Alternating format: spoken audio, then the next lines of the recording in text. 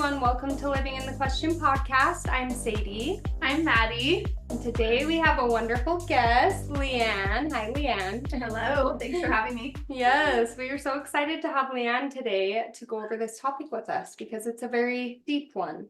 So I just want to start this off with a little trigger warning. For people who are listening, we're going to be talking about some heavy and deep topics today. We're going to talk about grief and all of the ways that we grieve. So, if you're in the what do you want to say, spiral of grief, then we just want to give you a little trigger warning for this episode. Well, think we should start with an introduction of Leanne. Yeah. And if you just want to give us a little brief intro about yourself. I was born in Southern California. I was the oldest of 6 children. We moved to Utah when I was about 16. Grew up in Orem, and my family moved to Pleasant Grove about 5 years ago, shortly after I became a widow. I manage a dental practice in Highland, which is a lovely job that I love quite a bit. I don't know, I like snowboarding and jeeping and all the things. Yes. Oh, yeah. We totally connected on those things. Yes. So people who don't know, I've talked about the job that I got, Leanne actually hired me. So I look did. at this. Sadie was a really great hire. We're like, Cool. here we are, and now we're here. So I love this is that. beautiful. Yeah. I love that. Yes. And I actually told you when I did that interview, I was like, oh my gosh, like the person that interviewed me was so great. Like we just connected. So cute. I really did. And She now did we're all tell here me that, together. yes. So that's so awesome. beautiful. So today we want to talk about grief and all of the ways that we grieve. But first, we just want to ask you a couple questions about you just to get to know you a little bit more. Okay. So our first one is, what lights you up inside and what are you passionate about? Oh, that's a good question. I think that it has to do with anything that's connecting, to other people.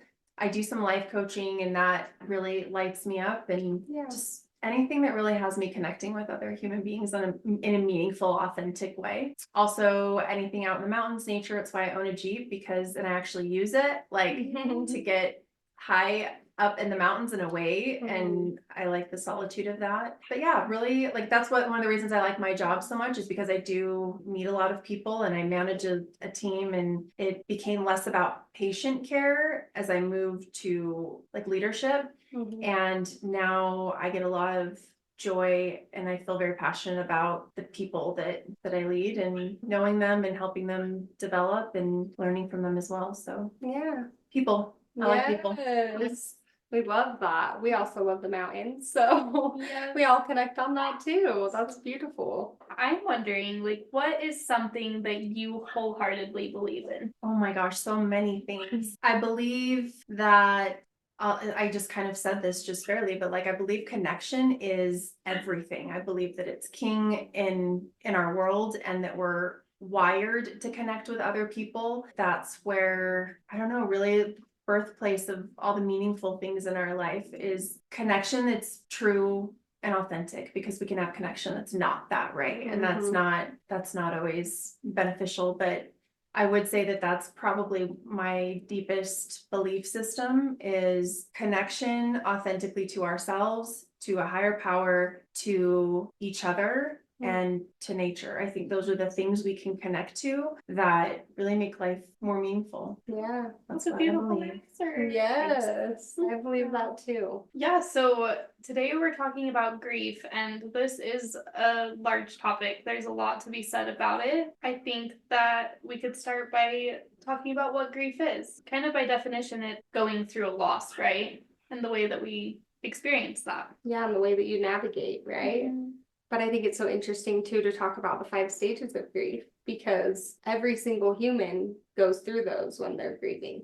It's a real thing for most of us, right? Or some of us linger a little bit more in different stages than others. So the 5 stages of grief include denial, anger, bargaining, depression, and acceptance. So from my understanding, and Leanne can speak to this, I'm sure, but when you're grieving, you can ebb and flow back and forth through the stages, and you might jump to one and then you might go through another. I don't know that they necessarily go in a chronological order. I don't know that I've ever met anyone that's okay, I've graduated to bargaining. I think it tends to be cyclical also, that over time you kind of revisit some of them, and then hopefully as the years pass, when you do maybe move back into some of them, that it's just less intense, less frequent. I do think that those are not as predictable or linear as we would. I mean, it'd be really nice if it was like that. Yeah. And you had a little more predictability about where you were.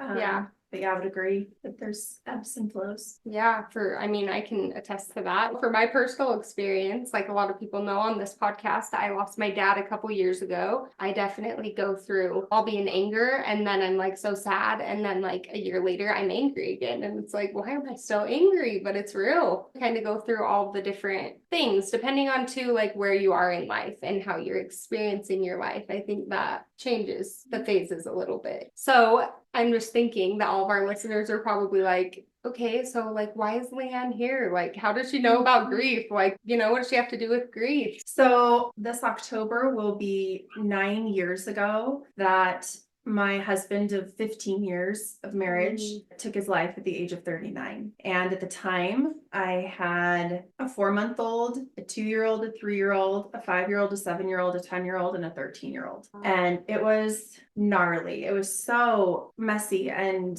just because we kind of focus on like the person dies, and that gets a lot of the focus, which is warranted. And then there's also this grief of like, okay, well, the breadwinner died, so like I need to get a job, and the protector died, so now I'm in charge of the family, of keeping everyone safe all the time. And there's all these aspects of the roles that person filled in your life that I also lost. So life just became so completely different. My oldest at the time was 13, and his dad's death just rocked him. His name's Caden. And 3.5 years after my husband died, Caden followed him and also took his life at the age of 16. And that was just last week. That was the 5th anniversary of his death. So I don't know. I think I've become well acquainted with grief. And one of the silver linings of all of that is it takes a lot to really hit my radar as this is important, and this is upsetting, and this is terrible. It's kind of hard sometimes to relate now to people who have not had trial in their life. But yeah, the subsequent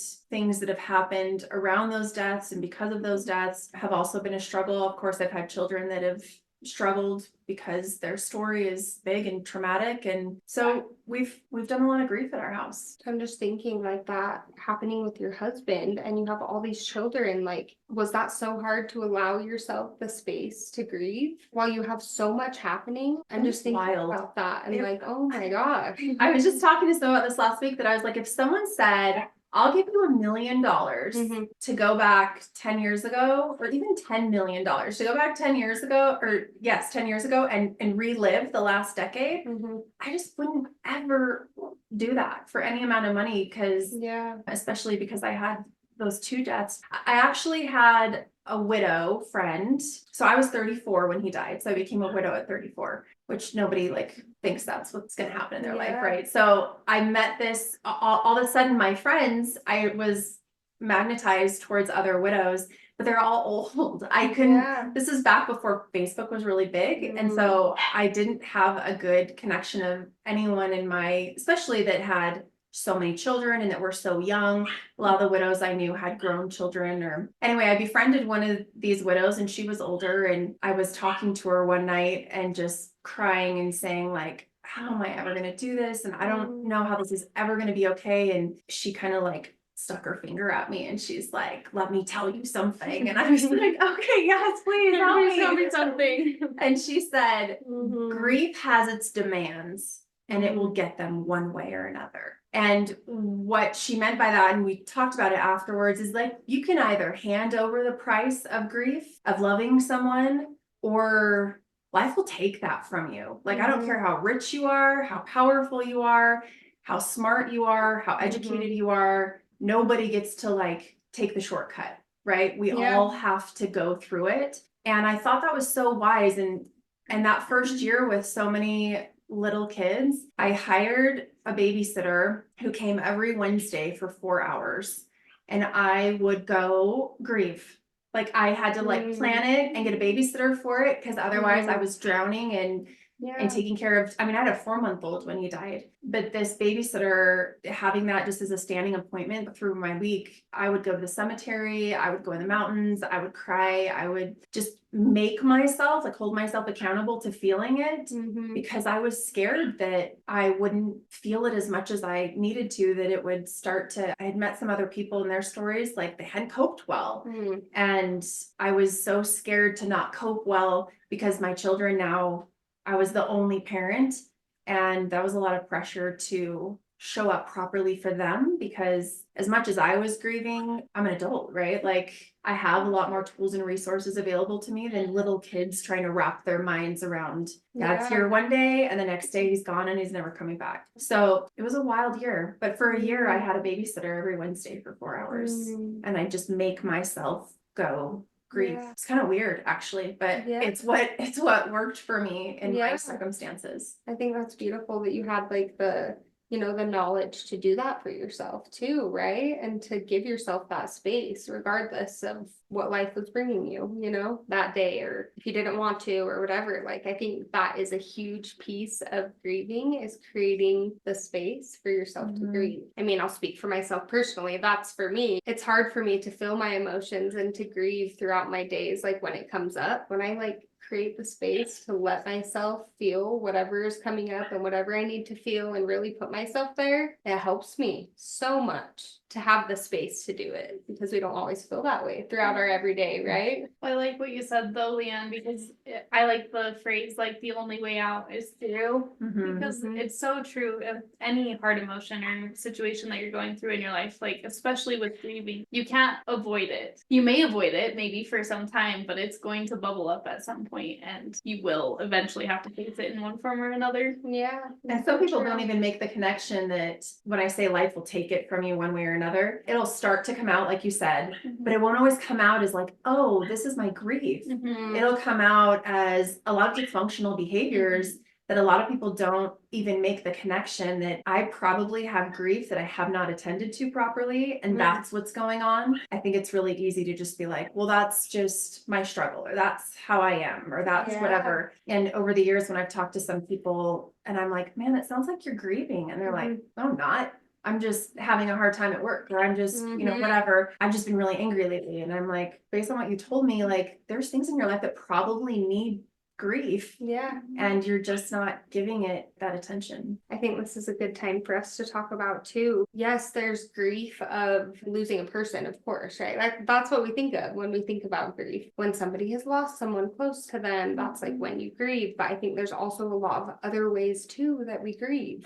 So what are some examples of loss that we grieve throughout our life? Of course, we think of people that we grieve as they pass, but there's other situations that we grieve. And I have some that come to mind that I've experienced, but relationships. I feel like that's something that can be very hard for people to grieve, especially when they've been in a long-term committed relationship or a marriage. Watching people go through that grief is kind of intense. And it is interesting to see how different people cope and how they face it or how they don't, as we were just speaking to, but it will always manifest itself in some form or another. Yeah, it has to come out, right? I love that you shared because that's so real. Okay, so what I was thinking of too is like health. Because I really feel a different shift in my body since I turned 30. Okay. And that's not that old, but I really do though, because I've always had like health issues since I was really young, but like just the way that my body functions now, like I'm kind of grieving that, like, oh man, like there's obviously things you can do, right? So that's the other side of it, but that is a real thing. Or if you get super sick and are having a lot of issues like I have had, like you grieve that part of your health and being healthy and being able to just like move around and not be hurting, like that stuff is so real. So yeah. Well, and like your youth, I'm watching my grandpa go through that where he's like struggling with these health issues and he wants so desperately to keep living and it's sad to watch him, but I'm also like, I think he needs a grief counselor so that he can process these emotions in a healthy way and find some acceptance for what is, and that he is going to die eventually, you know, he has not made any peace with that, I don't feel. And so it's hard to watch him kind of like struggle with that. But yeah, grieving your former body or your health or your youth, like that's one we're all gonna go through eventually. I also thought of like our pets. We lost my family dog last year, and honestly, watching my family grieve through that was intense. Like, I did not know it was gonna rock our family like it did. Especially like my mom, like I was like, holy cow, but that was her like everyday companion. She's like, she was the only one that was there for me through everything, you know, always like, there, you know, like to greet you when you come home. Like that's real. Yeah. What else are you thinking of, Leanne? I was just thinking that one thing that's probably fairly universal is I still grieve a lot the life that I wanted. Like the story that I had hoped was for me. Yeah. I heard an author once that gave this beautiful analogy of like the ghost ship of our life that never was, and how sometimes we have to really get into that acceptance place and plant our feet firmly on the ship that is our life.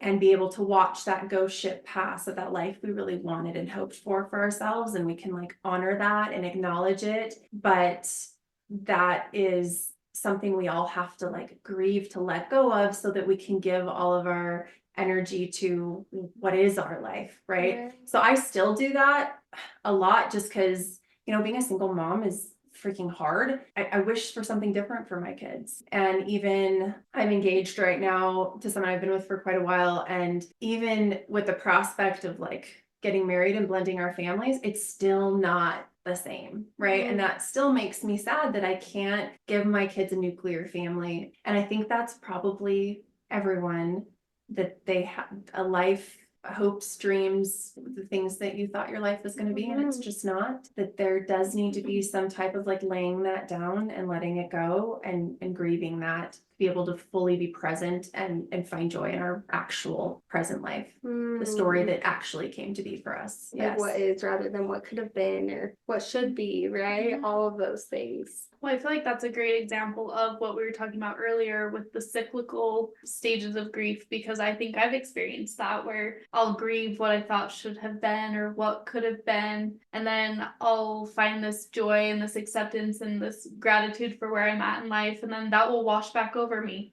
out of nowhere. And it's like, you think that you've moved on from that, but sometimes maybe you haven't. And maybe it's okay to like accept that grief might come back over you throughout your lifetime about a particular person or situation or what you had hoped. For sure. Yeah. So as far as your experience, because you've had a lot of loss, both of you have, and what do you feel like? Do you feel like there's an end to grieving, or do you know yet? Oh, I wish there was an end to grieving. I heard someone say once that I loved, was that the concept was that grief it's not an external thing. It's kind of like, now we build our lives around the grief, right? It's not like I'm mostly healed and it's this external thing that I deal with. It is now part of us, kind of like a tree would be, like we're building our lives around it now. And it just becomes part of who you are. And honestly, like, it's not all terrible. There are some things that I know, ways that I am now and ways that I see the world, that I never would have, like, that I love, that I never would have found or experienced or known about without profound loss. But I don't think that shit ends. When you were talking about that too, like what I was thinking about earlier is like grief is like a tattoo. Like it literally becomes a part of you. So I love that description of how you just build your life around the grief. And you can't love without loss. It's an indication that you've had a beautiful love and caring for someone or something in your life. And so it's like acknowledging that part of it too, right? Because this life is full of the whole spectrum of experience, right? Good, bad, negative, positive, ugly, beautiful, whatever. And we wouldn't know one without the other. And so maybe viewing your grief and what you're grieving through that lens. Yeah, and I was thinking too, just how much compassion now I have just for other people and like for my life, you know, and just love for people that are around me because of grief, right? Like I wouldn't have ever felt that level of acceptance of like who people are, and like I feel like I just love more now because like that can be taken away, and it's like, oh, okay, now I know life is so fragile, like I'm really gonna be intentional with what I do with mine. Like that is a real thing. So when you are grieving, this is actually a question that I asked a couple people at work, because I was like, with this episode's coming up, like I just want to know what people's comfort when they're grieving. So I want to talk about that a little bit. And two of the things that came up with people was, one person said, it was a lot of music. Like I listened to music. So one person said, I listened to sad songs to evoke the emotions and to feel it, to heal it. And I'm just like, yes, me too. Like I've definitely been super sad and not been able to cry about it. And I'm just like, okay, I'm going to listen to this song that gets me in that feeling. Right. So I feel like that is it. And then another person was talking about music and saying like, it depends what stage of grief I'm in, because if I'm angry, I'm going to listen to angry music. And I'm just like, yeah, that's true too. Kind of letting yourself be more in that space so you can feel it. So that's definitely real for me too, is the music thing. And what I was talking about earlier, just like creating the space to feel it. I actually have a ton of pictures on my phone that I gathered after my dad died. Just went through all my pictures and like gathering pictures from all these people, and have this whole album of just my dad. And I have a really hard time even looking at any of it, because it's hard to know when it's time to touch that place. But when I have the space to do it, that's what I do, is I do that, or I listen to my 80s music, to my dad, like loved 80s music and was always playing it all the time. And I can just like hear him singing it. And so anytime I hear 80s music now, it's kind of triggering for me. It's like kind of hard for me to listen to, because I'm like, oh, I can hear my dad. But that's actually a really beautiful thing, that I can like feel that, right? And feel him close when I do those things. So that's kind of my way of finding comfort in it, Yeah, what are your guys's? Do you have specific things you do when you're grieving? For me, I would say music is a big one for me too. I think that it really helps me process my emotions, and it helps me like feel related to in the way that I'm feeling, So experiencing those emotions through the lyrics of someone else makes me feel like I'm not alone. Particularly like, oh, other people are experiencing this. Like you're seen. Yes. You're still seen. But also for me, solitude's big as well. Like I'm kind of a lone wolf type girl. Like I process my life by myself the most. And so I think that for me, just creating that space, usually by being in nature, I feel like that's when I'm able to like really have that space and clarity and quiet to process my grief. But I feel like I allow myself to experience my emotions when they arise. And I think sometimes like just facing it is helpful for me too. Like I actually just learned that this is called anticipatory grief, but it's when you're grieving before the event or the loss. And I tend to do that. I don't know if it's a coping mechanism or to try to protect myself or just to experience it, but I've experienced that a lot. Like I saw my grandpa in the hospital, and he wasn't dead or dying necessarily, but as I said goodbye to him and he like waved to me through the glass door, like I realized one day it is going to be the last goodbye, and just like allowing myself to sit with that like reality and just be with that fact, has been helpful. I think it will help me as that day comes. And it allows you to like focus on what you can do now, right? In the meantime. And I think I've also done that with relationships, where I've like began the grieving process knowing that the end was near. You can like feel it before it ever happens. Yeah. What about you, Leanne? So I too like to be in the mountains by myself. That is a way that I feel like can tap into those emotions, because take away all of the external stimulus and like I'm connecting with myself. And that has always been powerful for me. I take a lot of baths. Like my kids know, they're like, mom's in the bath, and like what that means.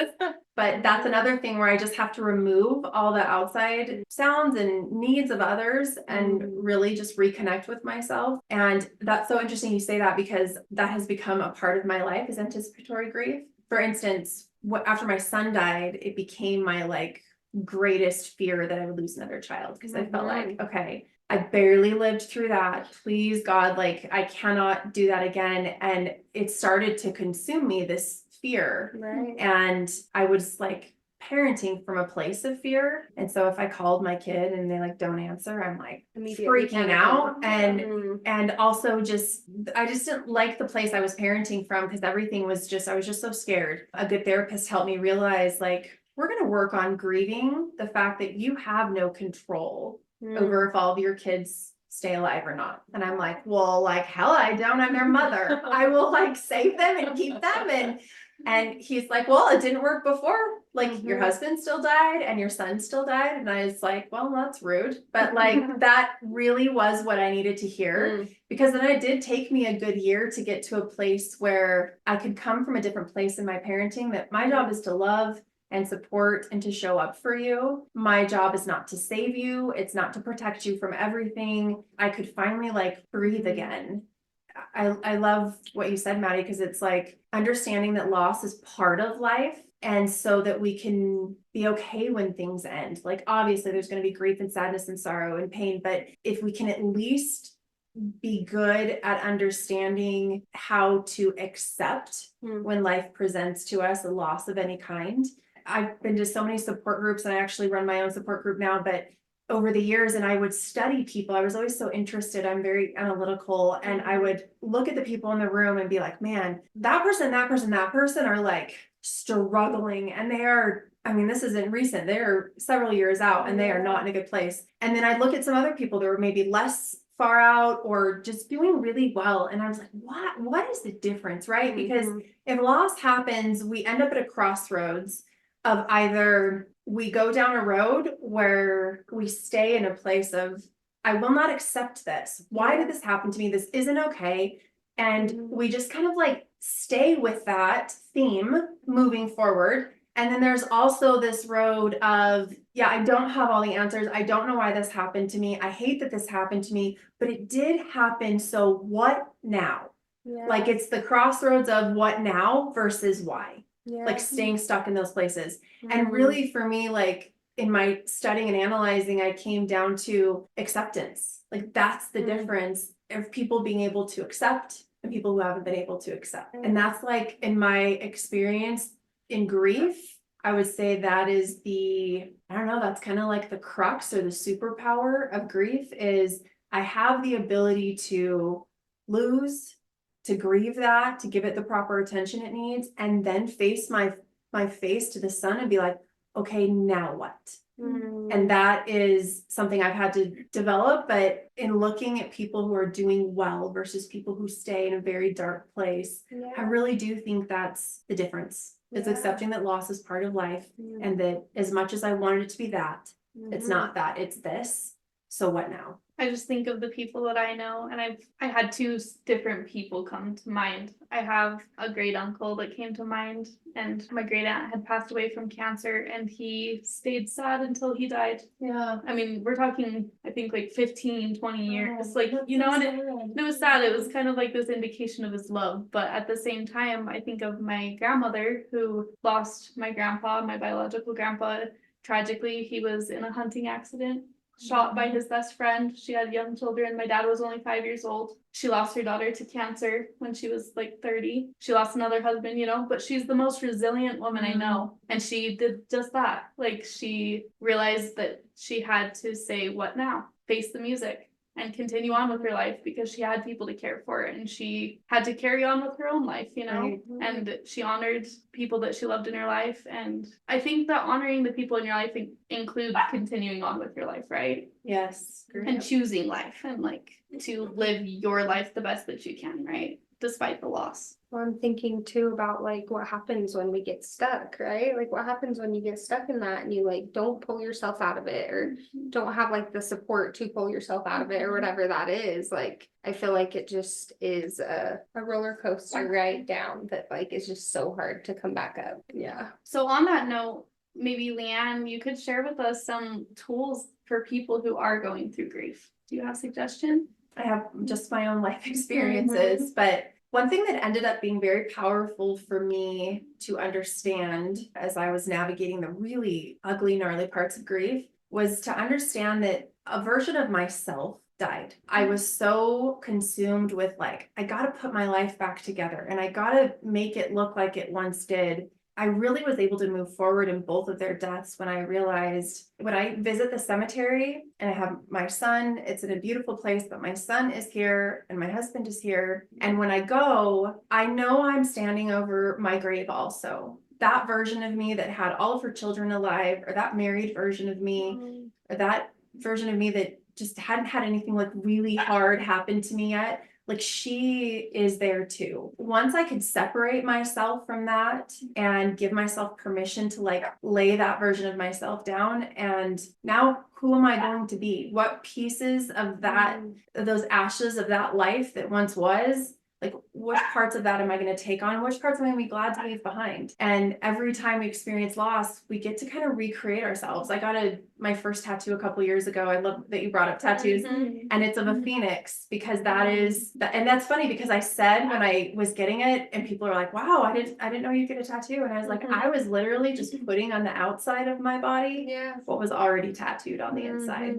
The reason it's a phoenix is because I didn't just lose twice, right? We've all lost so many times because death does not have a monopoly on the grief market. But that has been like my mantra, is that phoenix birds continually have to reinvent themselves. And the coolest part is they take ash and then they take from the ashes and like make something beautiful. So in terms of like tools, for sure, understand that you can't go back. You can't put it back together. The first year after my husband died, I felt like that was all my energy was like, how can I put my life back together for my kids? Instead of just like letting that be broken pieces and then figuring out like, I'm going to take a couple of these and I'm going to incorporate them in the life I'm building for myself now. But it took me a minute to stop giving so much energy to like how to fix my life. I can't. It broke beyond repair. I have to just now move forward and try to create a new life.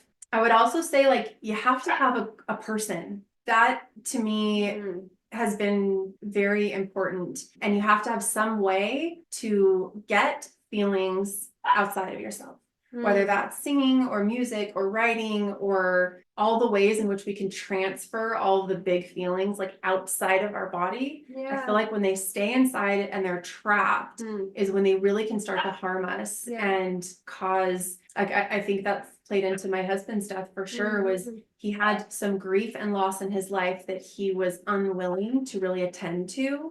And so it just stayed inside of him and just kind of did this like festering damage over time. That's my dad too. The same thing. And it's so sad because I know there's so many people in his life, and I'm sure your dad's life, that would have loved to listen and be a safe place for those things to go.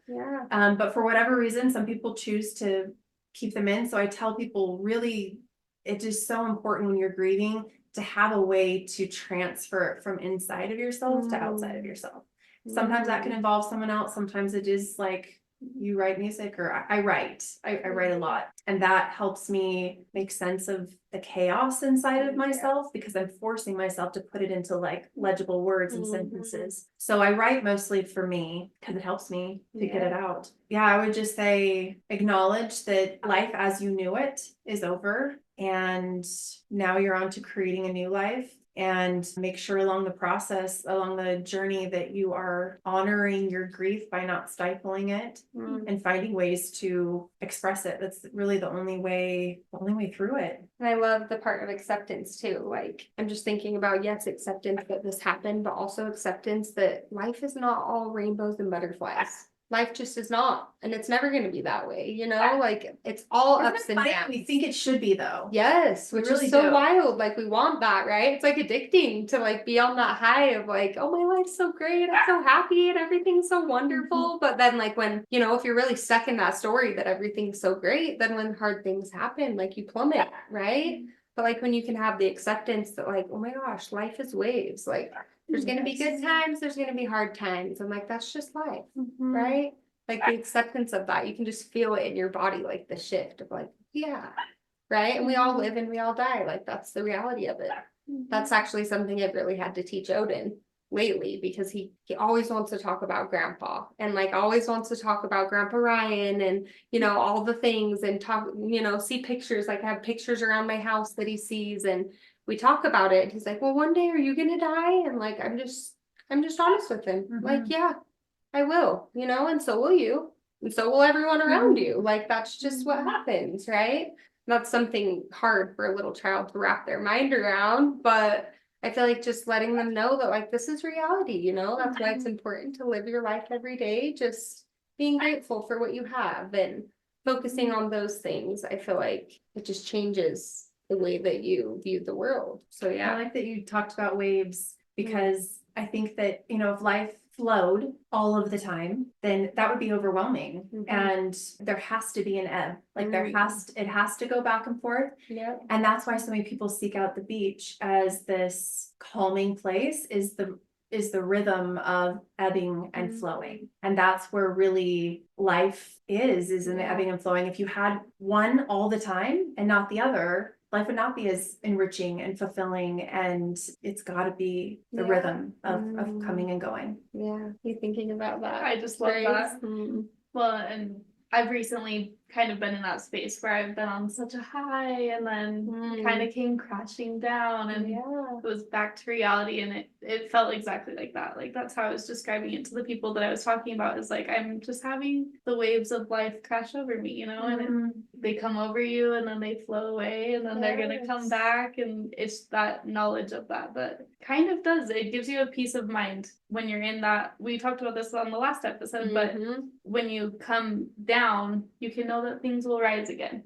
And it's like, when you acknowledge that life has those cycles and it has those waves, it gets easier to accept the lows. When you're in the highs, it's this acknowledgement that it won't always stay that way. But that's what makes life beautiful. That's truly how we understand the beauty of life, is through the darkness too. But the dark and the light, you need them both, Yes. right? If you're in darkness all the time, you wouldn't know what light is. And if you're in light all the time, you wouldn't know what darkness is. Like, that's very real. And as it pertains to grief, you don't know grief without love. If you didn't love something, you're not grieving its loss. And so grief ends up being the price we pay for love, right? So again, love feels wonderful, grief feels awful, but they are married. Like, we can't have one without the other. The one and the same. Which makes me think about non-duality, like holding both and knowing that both exist always, because that is so true. So something I was just thinking about that I want to talk about before we kind of close this out is, I just feel like it is very important for people to know that have never been through like a big loss, right? How to approach people that have, when they're in it. Because I think that's something that a lot of people need to be educated on, like how it feels, right? As somebody who's been through it, for you to be going through it and people to be coming up like, oh, I'm so sorry. That's what we all want to say first off, is I'm sorry, because we are, right? But like, when you're in the grief and someone says, oh, I'm sorry that you're going through that, it's like, well, yeah, thanks, but no thanks. How do you approach it? Because I also remember, this is where this question came from, is when I was thinking about this topic, is when I was standing in the line over my dad, like through the viewing, all of the people coming through just like, I'm so sorry, and like just like pouring out to me how sorry they were, was very uncomfortable for me, because I'm sitting there so uncomfortable that my dad just died and I'm standing next to his dead body, and then there's all these people that now I have to comfort. Yes. Because they're so sad for me. And it puts you in this weird position of like, I just ended up numbing it all out. Like, I don't even really remember the funeral because of that. It's just such a weird space to be in already. But then how do you think we can approach people, or like, what are things we can say when someone has passed away that are comforting, right? Instead of I'm sorry, or what are actions you can do to like really help them if that's how you feel like you want to. I think we should talk about a couple of those things that come to mind. I just want to validate for you. Yeah. Viewings are effing weird. Yes. They're just so weird. Yeah. As I'm standing in like a dress and heels, and I'm like, oh, he looks so good. I'm like, he's dead. Yeah. What are you talking about? This is horrible. Yeah. But it's all, I think it's a very weird ritual. And It's when my son died, I just skipped that whole thing. And we just didn't, because it was actually quite traumatizing for my kids. At my husband's funeral, and I was like, oh, we're supposed to do all the things, and we did it, and I was like, that felt awful. Right. So the second time, I'm like not obeying any of the cultural norms, and we're doing what feels best to my family, and we just had like a very private thing with my family. But I just wanted to validate that. Yes, thank you. It's so weird. Well, and you're shaking people's hands, and you're like, thanks for coming. Thanks You're for coming. This dead person next to us. Yeah. It's so weird. And to be in the place of having to comfort them is just so weird. It's like, wait, what is this? Like, how can we educate people on what's helpful? Well, I have to just echo what you're saying because Mhm. someone deeply important to me is experiencing loss of a younger family member right now, and he spoke to that very thing to me. He's like, people are coming to my door and they're crying and I'm having to comfort them, and it's my brother who passed, you know. And it's like he just echoed everything that you're saying. Like, you're comforting these people who aren't even family. Not that they it's not they don't okay care. for people, don't care or whatever, but I think that at least from what he has spoken to about it, it's like giving space and making their life actually easier through meals, through chores, through things that are hard to do when you're so deeply in your grief. Like, just to do those things. Care for yourself is hard. Yes.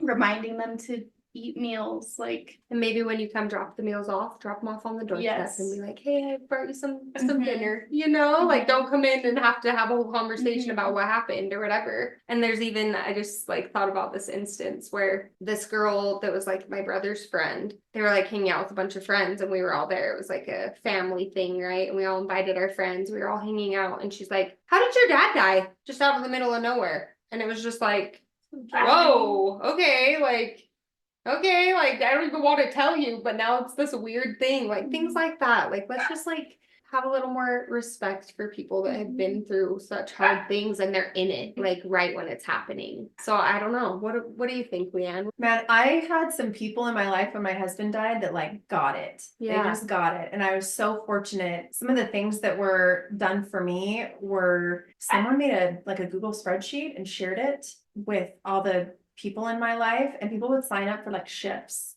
to come and like read to my kids, or sometimes to like get them ready for bed. I also had amazing women in my neighborhood who for a year I'd set out a laundry basket of dirty clothes, and then by 3 o'clock it was back cleaned and folded. Oh my God. And like, I didn't ask for these things. And that was one of the things I was going to say is, as well-meaning as it is, I always felt like when someone said, what can I do for you? I'm like, I have to come up with something now. I don't know. I don't know how to help you.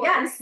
Now I have to do something. And weirdly it was, now I have to come up with something for you to do so you feel better about my loss. Yes. I don't want, so I just feel like nothing. Right? Because I don't want to, I can't help you. I can't help you. I'm trying to help myself. I can't help you, help me. Yeah. Right now. But I also had a friend who had lost a child who brought dinner every Monday night for a year. She's like, someone did this for me when my son died, so I'm paying it forward. And I also had good people who, this is very common when you're going through loss of any kind, that in the beginning, there's this like rush of support, right? Yes. And then it kind of subsides. I'm so glad you brought this up. Yes. This is so true. And it's so, I don't know. I understand other people like have busy lives and they have stuff going on, because people sometimes know my story. I'll get calls from people who say, this just happened to someone I care about. Can you give me some advice on like how I can help? And the thing I usually say is,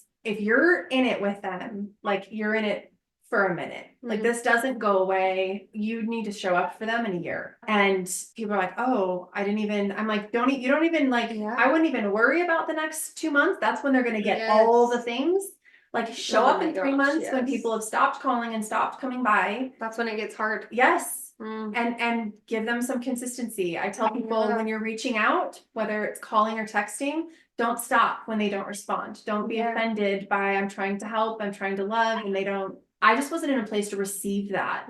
And again, it felt like a chore when I had 40 text messages. Right. And I'm like, how am I going to come up with a response for all of these people? I do think that I wish our Western culture, there are some cultures that do death and grief so beautifully. Our culture is not as good. And I think that it does come down to our own discomfort with our own fears, our own pain, our own experiences, because a lot of times that prohibits people from really sitting with you in your grief. That's the scary thing, right? I'll bring you a meal, I'll do this, that, or whatever, but like sit with you, that is making me confront things within myself that are probably a little bit too scary. One of the coolest things that someone did to me was an older man who was part of my like extended network showed up one night after my kids had gone to bed. This was probably maybe like 3 weeks after my husband died. And he had a book and he said, "Can I come in and read to you?" And in my mind, I'm like, dude, I just got my kids to bed. Like, I'm still completely in shock. Yeah. And the last thing I want to do is entertain someone in my home. And I said, sure, because I was trying to be nice. And he said, "You can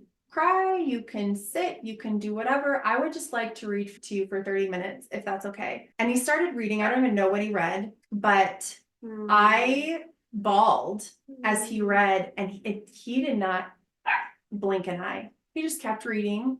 And then he left and said, "Is it okay with you if I come back? Is it okay with you if I come back next week?"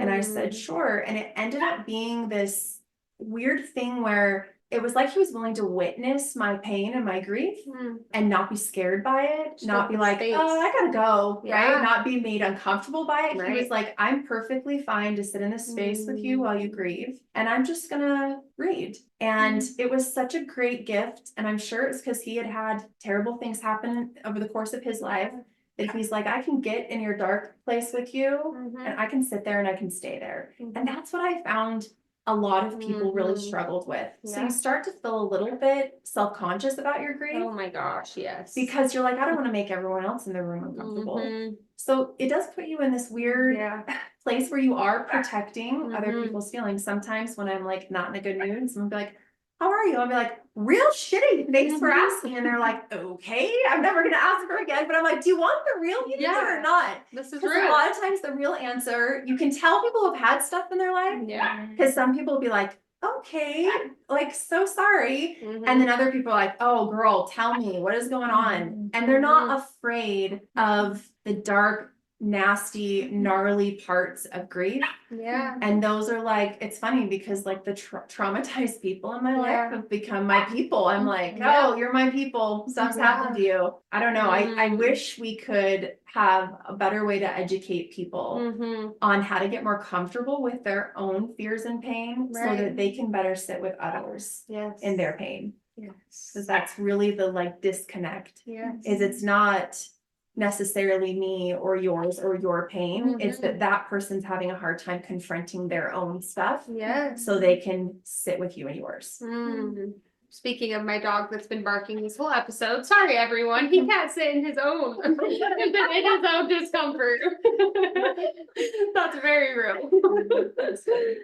But that is true. Like, I don't know. I think that's just a theme in life. Yeah. Like, even in my experience of like dating people and stuff, like they're so shocked by the space that I'm able to hold for them. And I'm like, this isn't anything, you know, I've got to, but like, I'm just recognizing this theme as I get to know more people. And maybe it's because I'm getting older now, but like people don't have that very often, you know, they don't have people who can hold space and just hear them out and sit and just be and hear and listen. And we should all provide that for each other a bit more because we all need it. We, as you've said, like we all need connection. And so find those people who are able to do that for you, but also as you're saying, how can we support people who are grieving?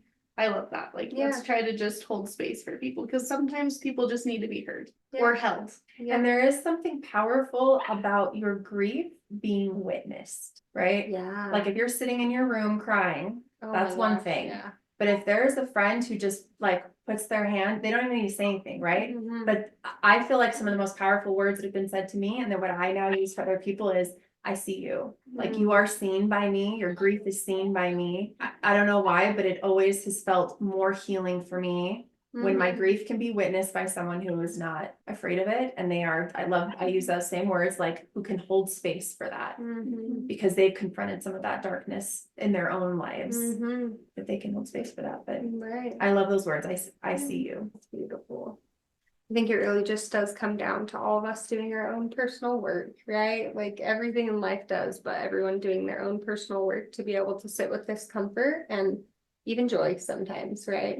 All of the things, but oh my gosh, this was so beautiful. It really was. It was so good to talk about and just to let other people know too what this is like. You know, that haven't experienced it or that have experienced a different version of grief, but also that it really is all about accepting that this is a part of life, right? And Yeah, can't all be great all the time. That's okay. That's okay. Yes. I think maybe if I had like a closing statement Mm-hmm. on the theme of acceptance, I would say that I do believe we can control our suffering. We can't control pain. That's just part of our life. Yeah. But I do believe that the acceptance is what lessens the suffering. And the more resistance we have to pain, the more it increases our suffering. Yeah. So although we can't control pain, I do believe, I kind of think of it as like, I heard it once described as a math problem, that pain times resistance equals suffering. So pain can't be controlled. That's always just going to be something that exists. Yeah. But the resistance piece is the part we have control over. The more we resist, the more we'll suffer. The less we resist, the less we'll suffer. And that gave me, I felt pretty liberating when I really embraced that, because I was stoked if I had any control over my suffering, right? Because I felt like I didn't. Right. Yeah. I felt like I didn't, but I have learned through life that like there's still so much good after significant loss, and there's still so much opportunity to create a beautiful life, and that I do have control, that I will always experience pain, but I don't always need to be suffering.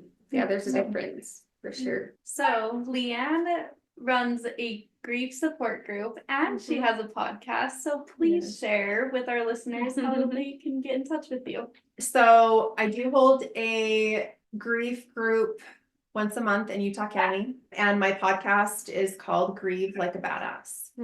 So I try to help people understand that grief does not have to be this like reverent, formal, holy thing that I think some people give it. And the reality of it is that it's just really real and all like ugly and raw. And that the more we can become comfortable talking about grief and experiencing our own grief and seeing other people's grief, like we're all going to be so much better off, because nobody is immune from it, right? It's all of us. It's a universal human condition.